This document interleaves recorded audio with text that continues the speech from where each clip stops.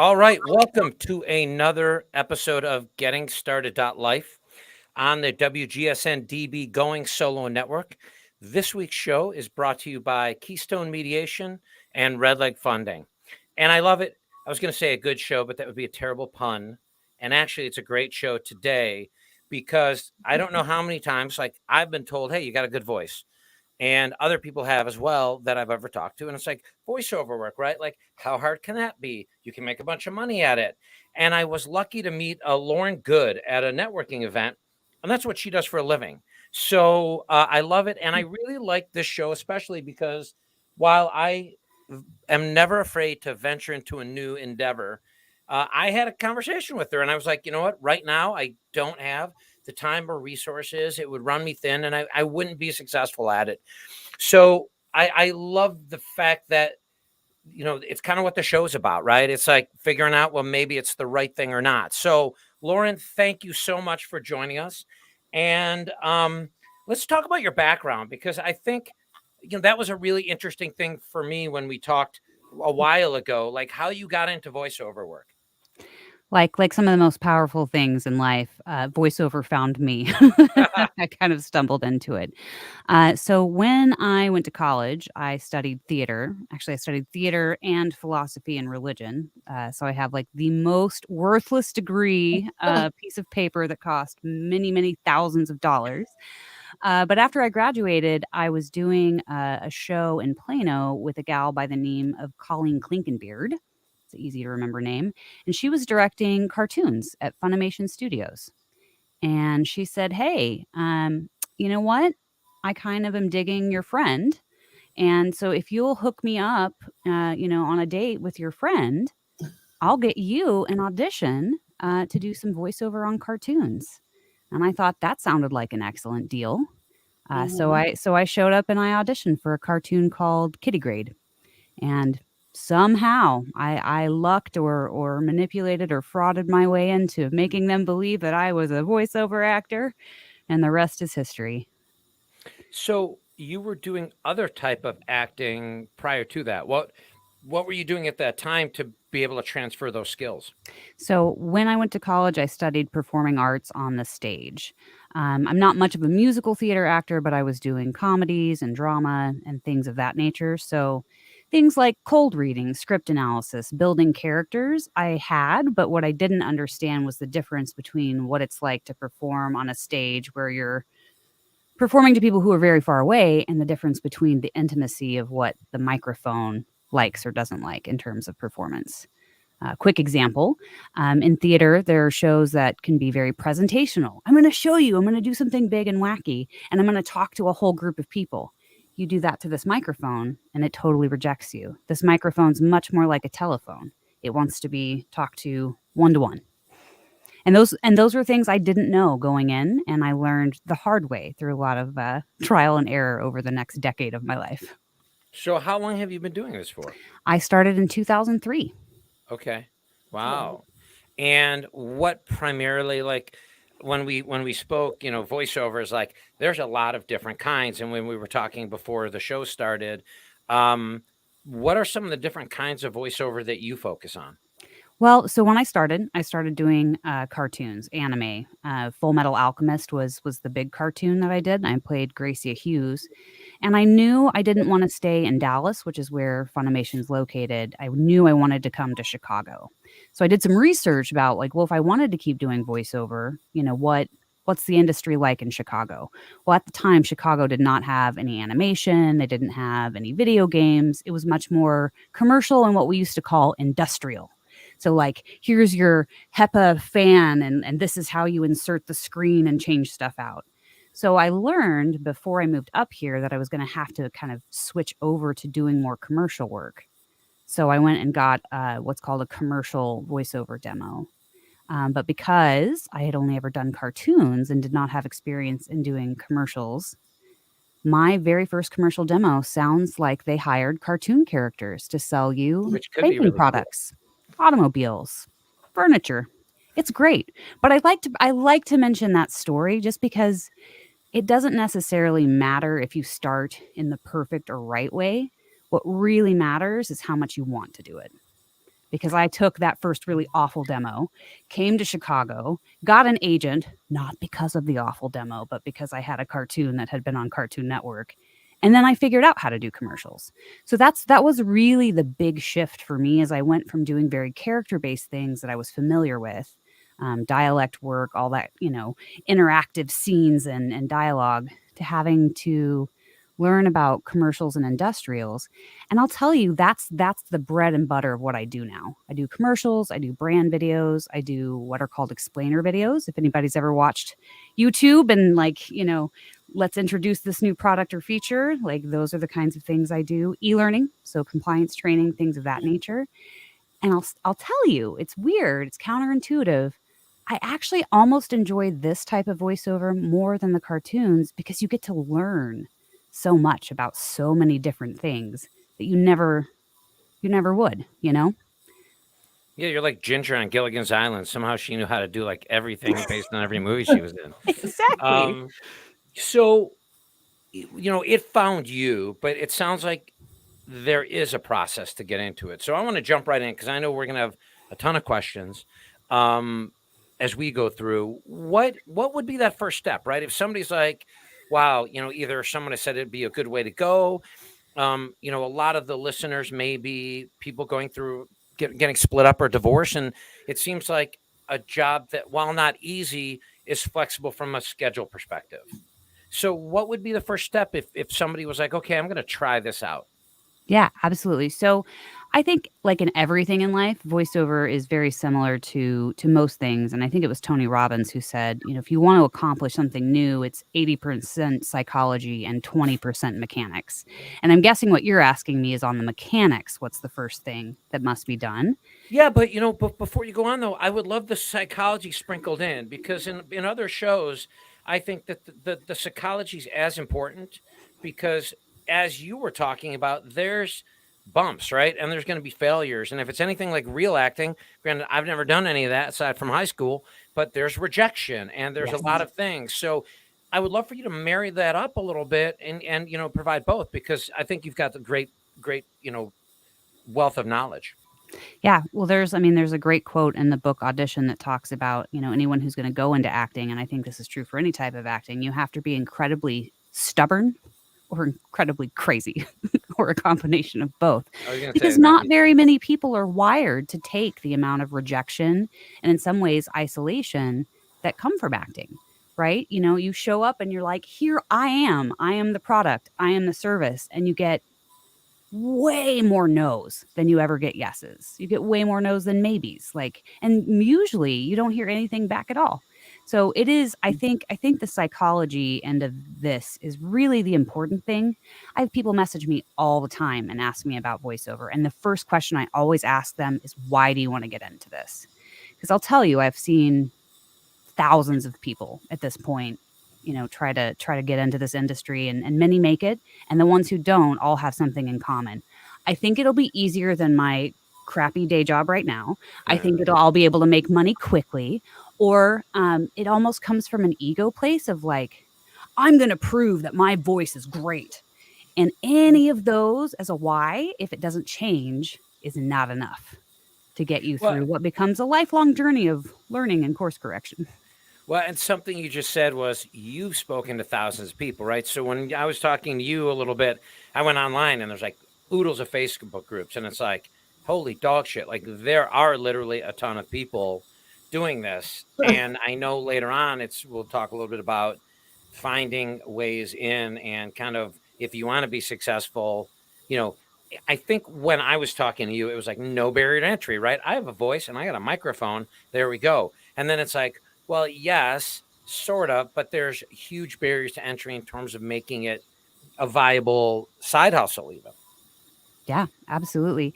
And I'll tell you, the industry's changed so much when I started in 2003 or when I got an agent in 2005 to what it is now. I mean, industry trends back then, everyone wanted this announcer voice, like, the voice of authority, the movie trailer, style voice. Like, everything kind of had if you were a female announcer, you had there was a client who once described it. It was sexy enough for men. friendly enough for women.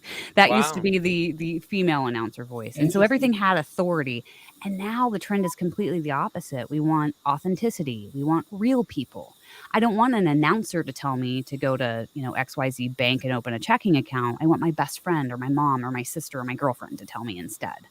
So So it takes I think a lot more acting chops now than it once did. You used to be able to be like, I have a great voice and can read with authority. And now it's like, I'm a vulnerable human with an authentic imagination.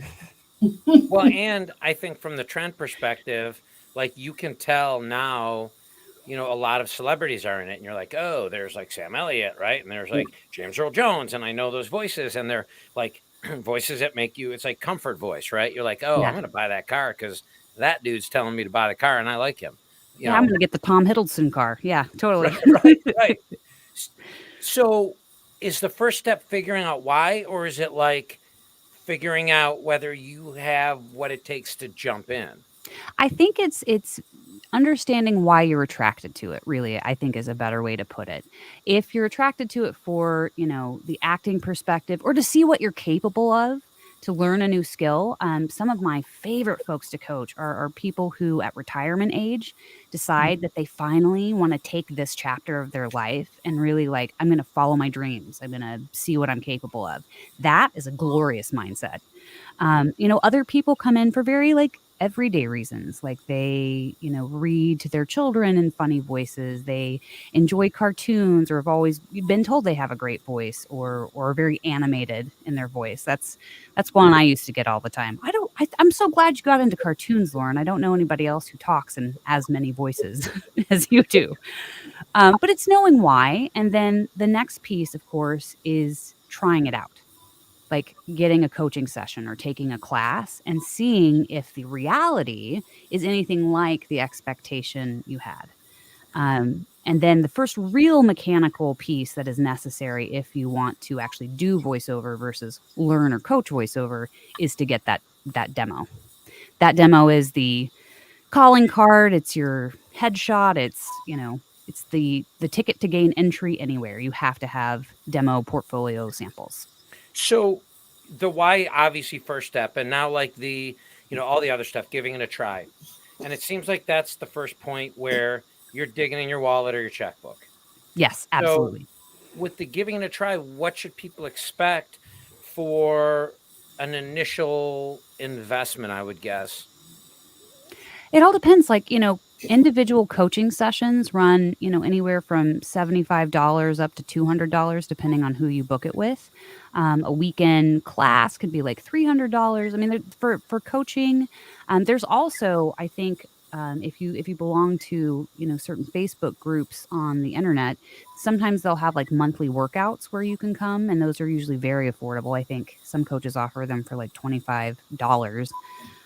So in terms of just dipping your toe in the water, that is very, very flexible financially. But once you get into the demo, I mean, $500 minimum up to $6, $7, $8, $9,000, and then there's the equipment. So I think it's really important when you dip your toe into the water, you find out, does this match my expectations? If this is harder than I thought it was going to be, does that excite me and motivate me and turn me on? Or am I like, man, I just really was looking to make money in my pajamas? Because you do. The second piece is you have to be willing to be coached, to be trained, and to kind of continually. It's not like a one and done thing. It's like making bed. You're going to have to keep every time you move forward. You're going to have to do more training. So those are the first three. So with that, with the coaching, right, is that they're going to jump into it, right? They're going to try, like, how will they know if they're good for it? I mean, I remember when my daughter was young and you got all these, solicitations for like, wow, she's gorgeous. She's going to be a model, right? And that went to everybody. And it seems like if you didn't do this the right way, you could write a lot of checks and not find out what you need to do. So like, what's the best way to move from that, hey, I'm going to go to a couple classes and see what it's about, to, hey, I really want to see if I have a shot?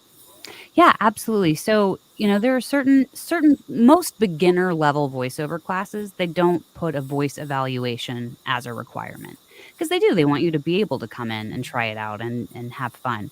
For any advanced level coaching or classes that are offered from most reputable schools or training programs, a voice evaluation would be necessary.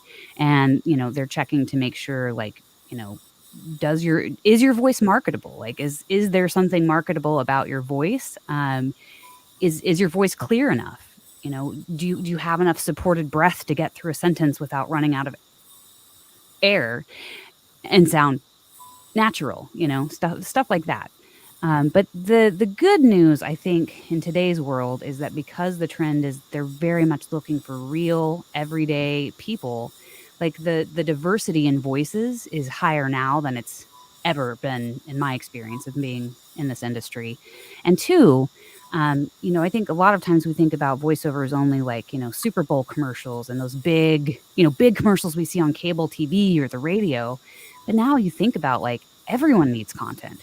And all businesses kind of have to compete with having videos, with having all kinds of multimedia content that goes on the web. People have taken their, blogs that they've been writing on their website for forever and creating, audio and or video content to go with them.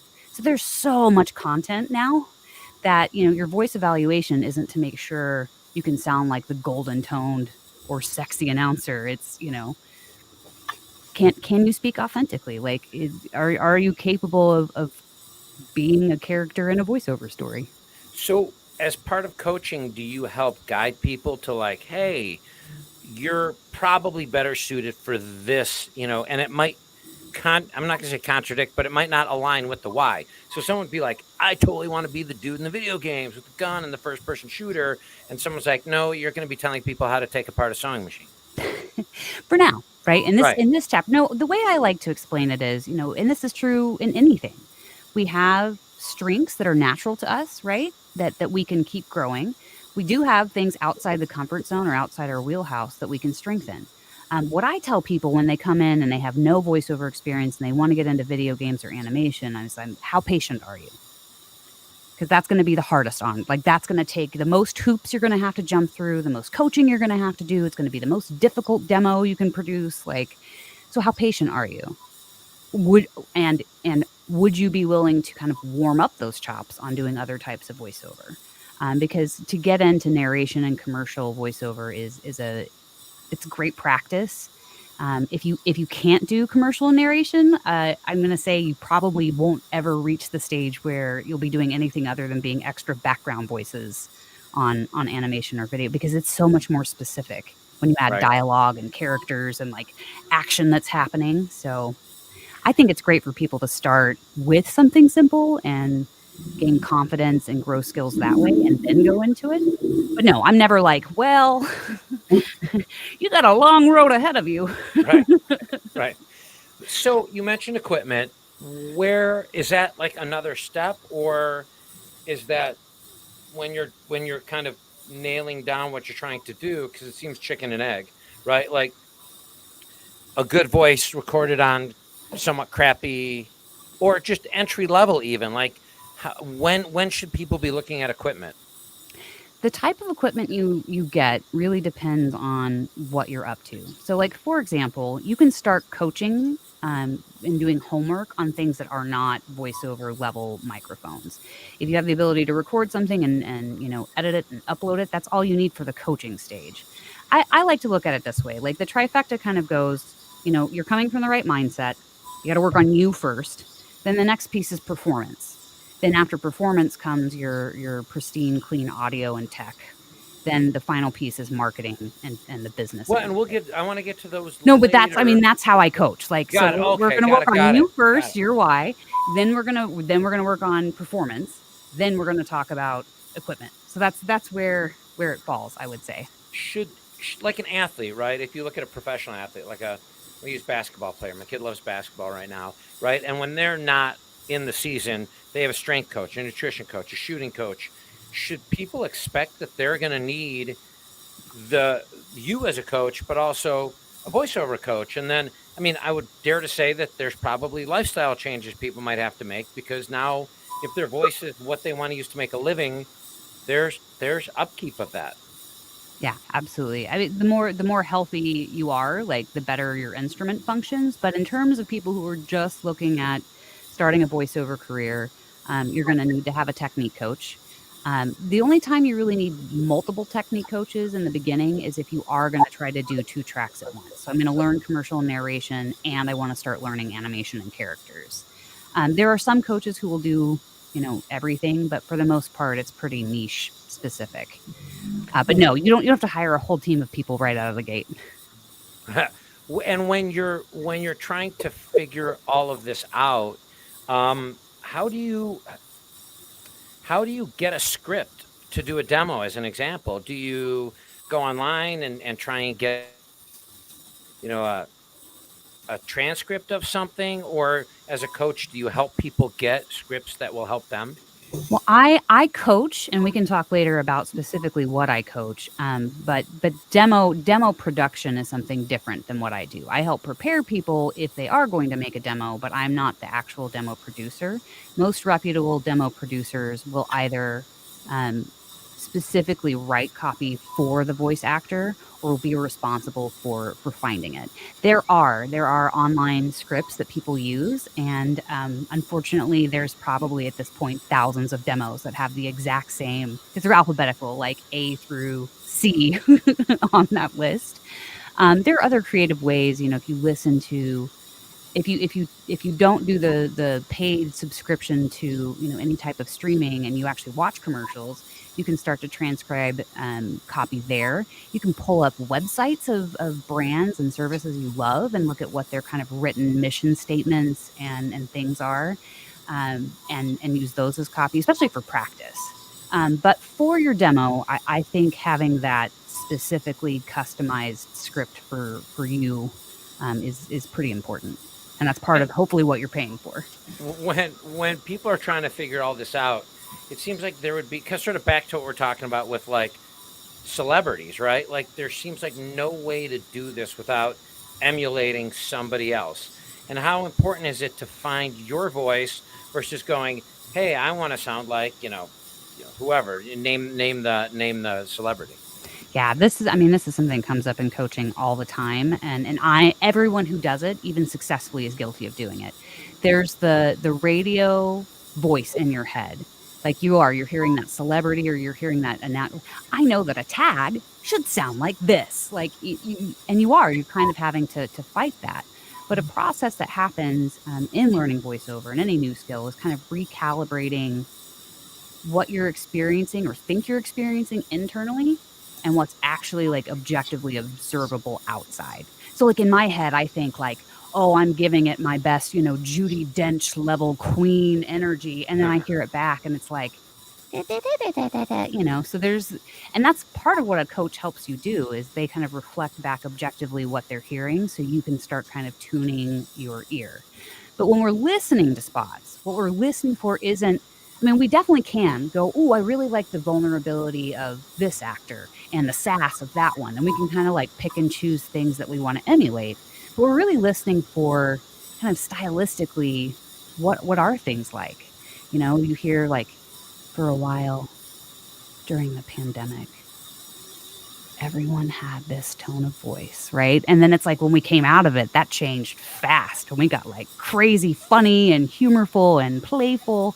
So those are the kinds of things you want to listen to and the types of voice versus like, I'm now going to mimic the commercial I heard on TV. Right. Like the ASPCA ones. If I could ever get that voice, I could make anybody cry. Yeah. If you're going to go that route, just collect characters. I'm going to be like there used to be a commercial for Upwork, and I don't know the voice actress's name who did it, but it's like, hey, The Rock, we heard you're running in 2020. So she's a character I keep in my mind now. And when someone asks me for a peppy, upbeat read on copy that I'm like, okay, I'll channel her. Got it. So we're going to go to a quick commercial break, and then we'll be back with Lauren for the rest of the steps and the mistake to avoid. Yay. And hopefully I won't forget to take myself off mute this time.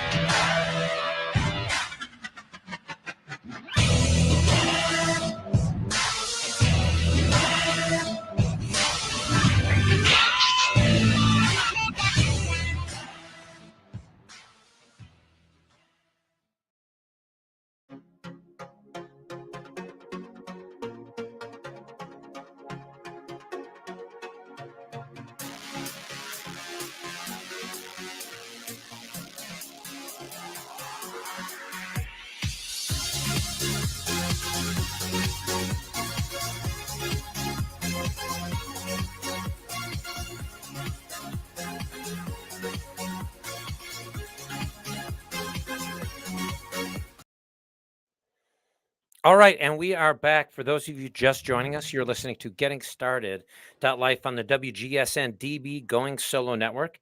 And today, again, we have Lauren Goode with us to talk about getting into voiceover work. So just a recap of the beginning of the show. Oh, and as a reminder, today's show is brought to you by Keystone Mediation and Red Leg Funding. So in the beginning of the show, we talked about the steps. And I love that you're a coach because you kind of already had them. Like you were like, what are we going to talk about? I'm like, what you do for a living? Right. So it's why you're doing this. It's kind of getting out there and doing it. Right. And then it was sort of that equipment piece. Right. And then moving into that next. So where would you find step 3? And then we can move into step 4. Oh, let's see. So if mindset was step 1, performance was step 2, audio is step 3. Okay. Got it. Then marketing and business. Like, so, you're in it for the right reasons. You know what it's going to take for you to continue doing it. You've worked on your performance. You now have a vehicle to perform into, right? And you've started to hone how your audio sounds, so it doesn't sound like you're performing from the bottom, like the best Meryl Streep level performance, but you're like at the bottom of a well and no one can hear you.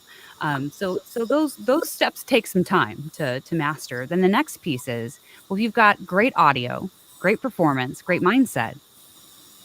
What if nobody knows about you? Right? And that's the tricky part. So now we've got to start finding end users who need to use voiceover. And what's real fun about our industry is that there are some folks who know they need voiceover, like talent agents, casting directors, video production houses, folks who design e-learning courses, advertising agencies. Like, they're all very, very familiar with needing to constantly cast and hire voiceover actors. And then there's a whole group of people who don't know that voiceover could actually help their projects. And so we as voice actors start engaging with the public who may not be as familiar with hiring voice actors. We get to do both, which can be really, really exciting. So how often is it like a surprise? And this is kind of going back to the first steps, but I'm going to kind of go in a direction after that. But how often is a surprise to people how they actually sound? I think most folks kind of go, everyone's different, but I would say a majority of folks I know kind of had a similar experience that I did.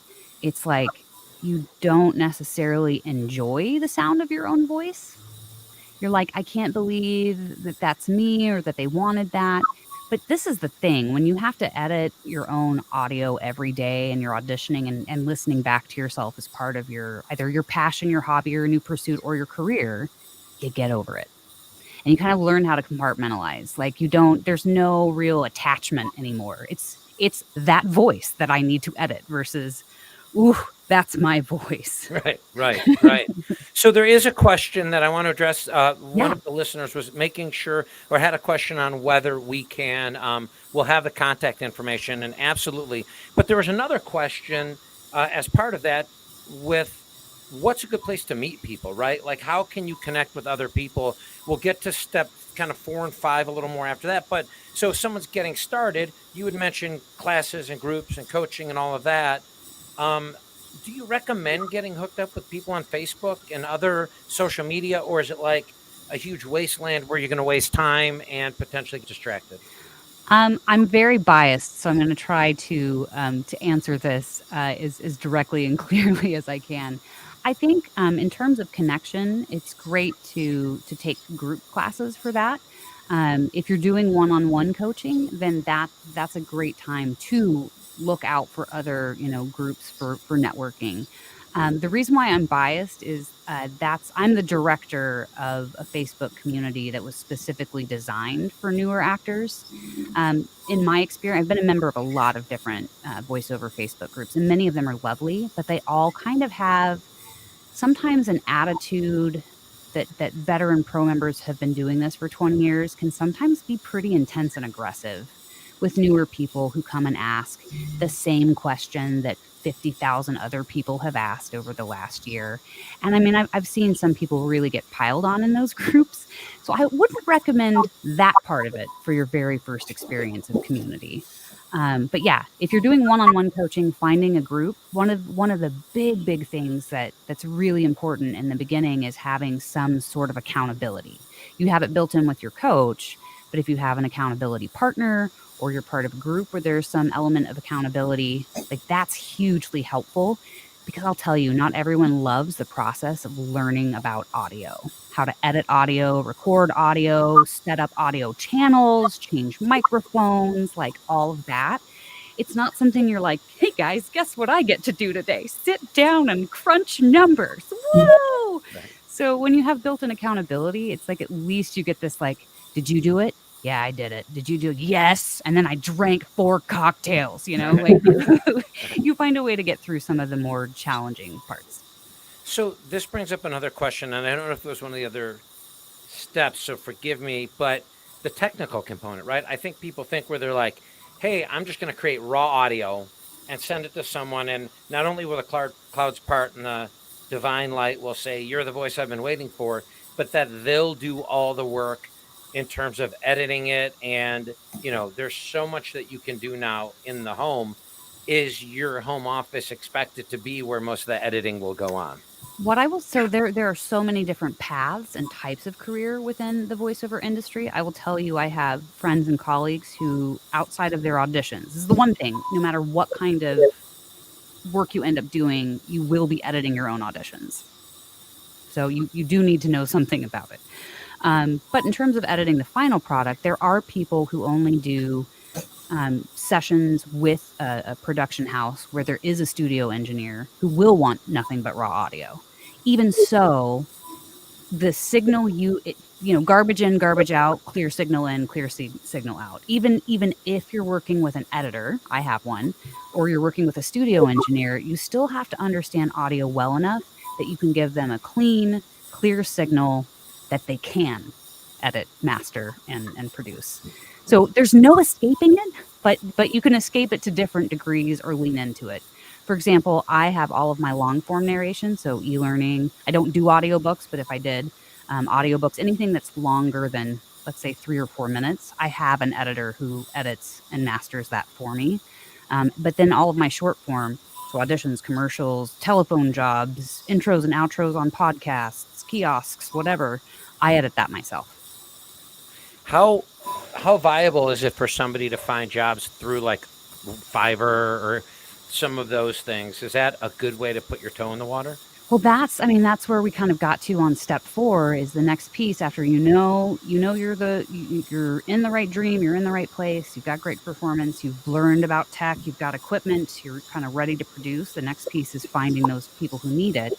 One of the reasons why the industry has changed so much is because we now live in this kind of gig economy where people can, if you're a freelancer, there are sites like Fiverr, there are sites like Upwork. I actually did a voiceover for a new one that just started up that I can't remember the name of. Like there's a lot of freelance platforms out there where you can launch and say, here's my voiceover service. Audible, Amazon, when they launched Audible, they put up this great site called ACX that started directly connecting audiobook authors and publishers and rights holders to narrators. So, instead of having to go through a casting director or giant publishing house, actors and performers were able to meet with smaller to medium-sized level authors and publishers. So that's changed a lot. And then there's also a category for voiceover that's voiceover specific, because things like Upwork, Fiverr, and some of the other freelance platforms, they're not voiceover specific. They're for any type of freelance work. The ones that are voiceover specific are generally what we call pay to play. So you pay a membership fee, you get in there, you create a profile, you put up your samples, and then clients will come and they either do giant casting calls where they ask for, a believable 45 to 35-year-old next door neighbor with a golden voice who has some authority, but it's very conversational and, yada, yada, yada. And then they'll just get a bunch of auditions and select their talent that way.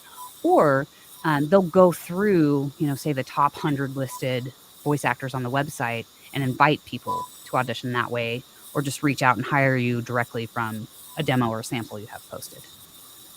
So there are a lot of options, in other words. A very long way of saying, Doug, there are a lot of options. You talk like I do. I tell you how to build the clock when you ask what time it is.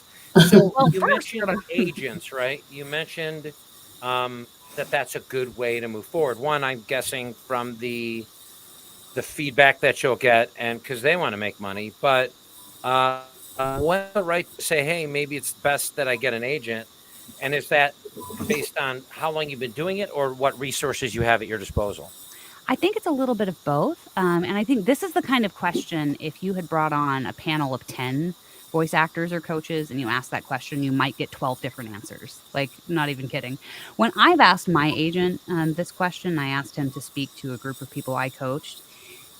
It can take some time to get an agent. So, really, the best strategy is if you think you might be ready, like you have some skills that would be marketable and you've got your equipment and you're reliable and you know how it works.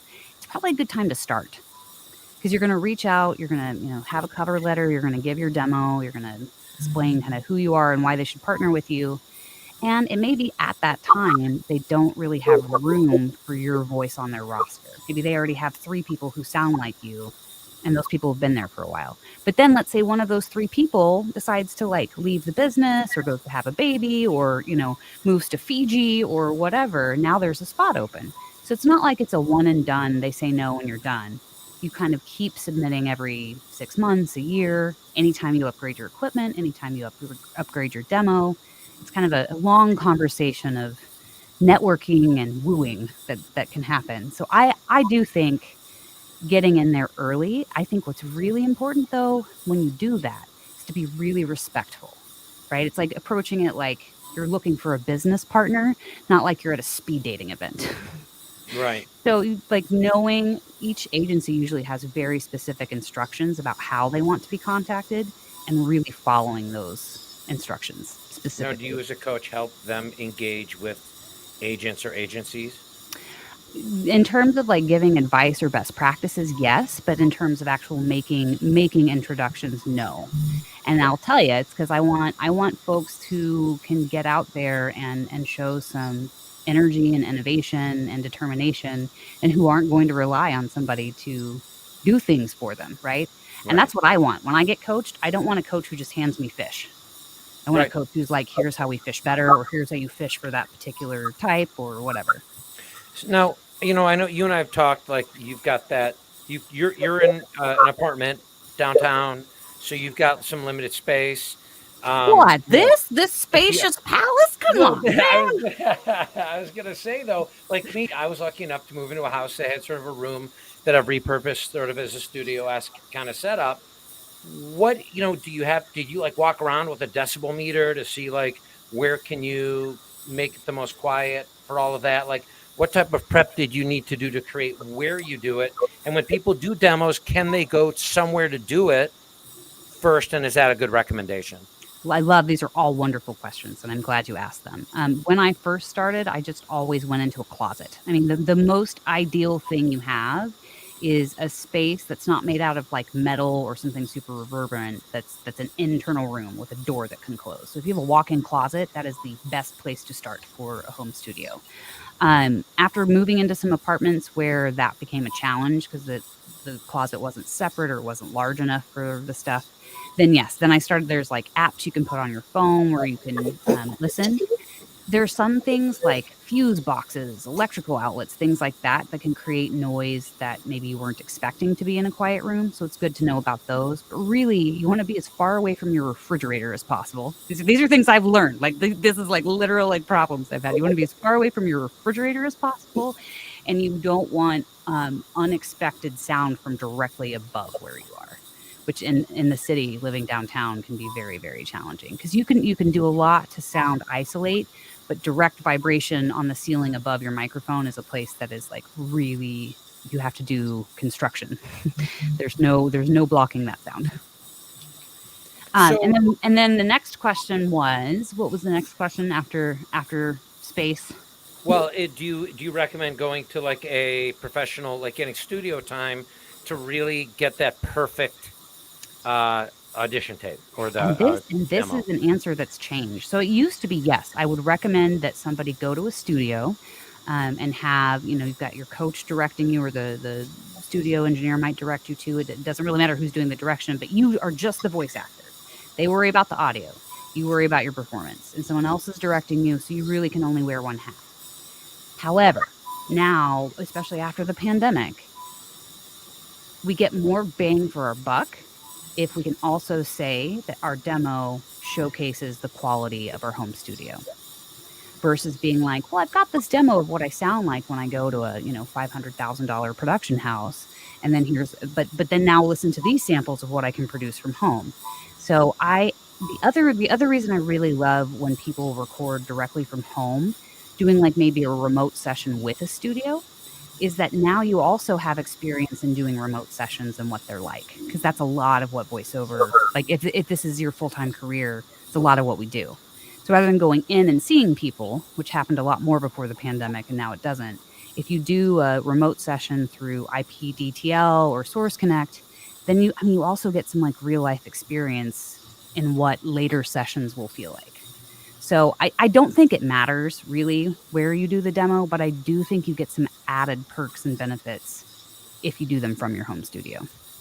Totally makes sense.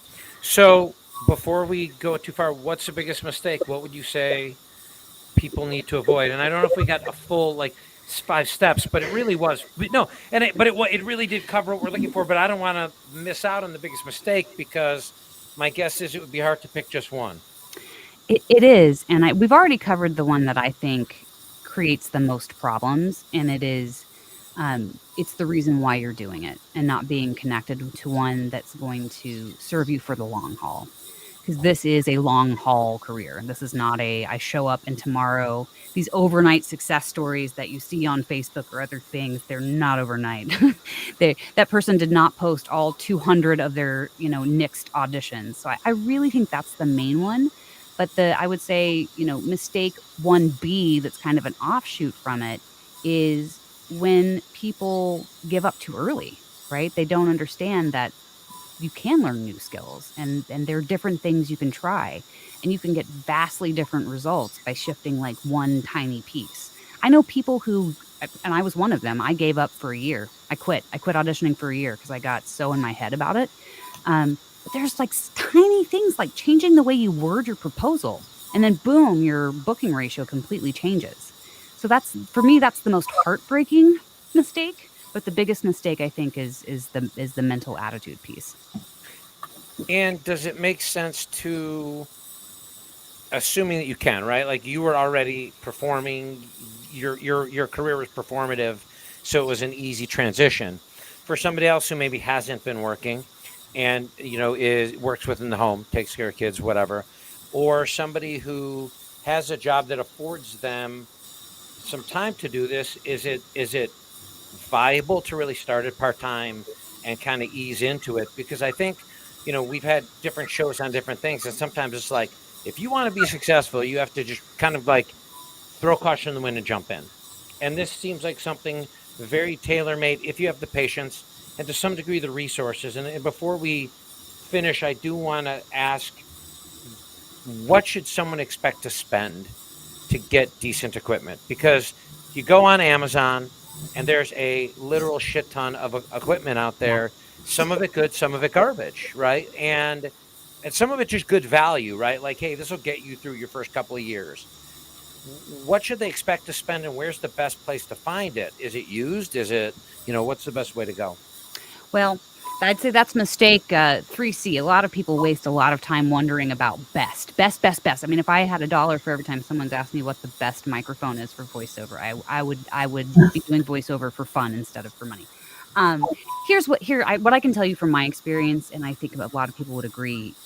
You look at the return on investment and you look what you currently have. I started my voiceover business on a $50 microphone.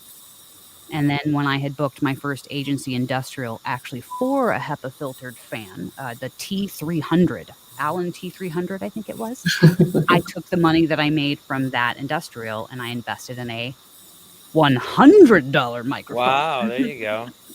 Now, the interface I had at the time was also, I think, like, so that's the other piece. Like, there are basically 2 different sets of equipment. One is USB that plugs directly into a computer. I do not recommend those for the long haul on voiceover. For auditions, for working with your coach, great. But if you're going to be producing any high-level audio, you want a condenser mic that also requires an interface. And I wish I'd thought to bring one out. I could point it to you. But I think any like $300 or less, you can find some great quality starter bundles for voiceover. They're not going to last you forever, but they're definitely enough for you to do auditions, to do practice homework with your coach. If you want to start earning while you learn and start up a freelance gig on one of those sites we talked about, and offer telephone services or something, and then you can use the money that you get from that channel and then upgrade. I now need interfaces and equipment to do so much more than in the beginning, and so that's really when I'm upgrading equipment, that's what I'm thinking of. Does the equipment I have right now limit what I can do, and do I want to do more? And then I purchase equipment that lets me do the new thing. What about software? That's the other big thing. So the free editing software that most people start out on is one called Audacity. It has everything that you need to do basic audio editing. Really, the only drawback to Audacity is that the processes it does aren't as efficient or automatic, or I love using the word sexy, so I'll say as sexy as some of the other software that you can get. There are also software programs like Twisted Wave, which is only for Mac, Reaper, Studio One that you pay a one-time license for, so that'd be a little bit more expensive than Audacity, but come with a lot more bells and whistles. And then I use Adobe Audition, which is a monthly cloud subscription through Adobe. For me, it makes sense. It pays for itself very easily, and I use some of their other Creative Suite programs. But I mean, you can start on Audacity easily. The only one that I recommend people don't use, unless you just have to, is GarageBand, because it doesn't have all the elements you need for editing voiceover specific audio. Got it. Well, this time flew, and if people want to get a hold of you, and I know they do because we saw in the comment section, best way to get a hold of you. Remember, we do have it in the banner below, but this is also going to go all audio. So what's a good email, website, phone number? What's the best way and your preferred way? Yeah. So again, folks, my name is Lauren Goode, and Goode has an E on the end, because English is fun. So it's www.goodevoice.com, www.goodevoice.com. And then my email address that's associated with that website is L, like as in Lauren, N as in Nicole, Goode, like my last name, @goodevoice.com. Fantastic. Well, thank you so much. This has been, I don't remember a show recently where it's like, holy crap, the show's done. We've got some great guests, but fantastic show. Thank you so much. Again, for those of you who are listening, thank you so much. Again, this is Getting Started.life on the WGSN Going Solo Network. And we talk every other week about new endeavors, 5 steps to start it, and the 1 mistake. If there's something you want to know about, we do have a lot of shows booked out, but let us know. We'll find the expert. We know great people like Lauren who can come in and tell you the best way to get started. If there's something you want to talk about, let us know. May or may not be a good fit for the show, but I think we think about everything. And again, thanks for listening. Again, this has been Getting Started.life on the WGSN Going Solo Network. Today's show was brought to you by Keystone Mediation and Red Leg Funding. Thanks so much, and we'll talk to you in 2 weeks. I like that. We never did.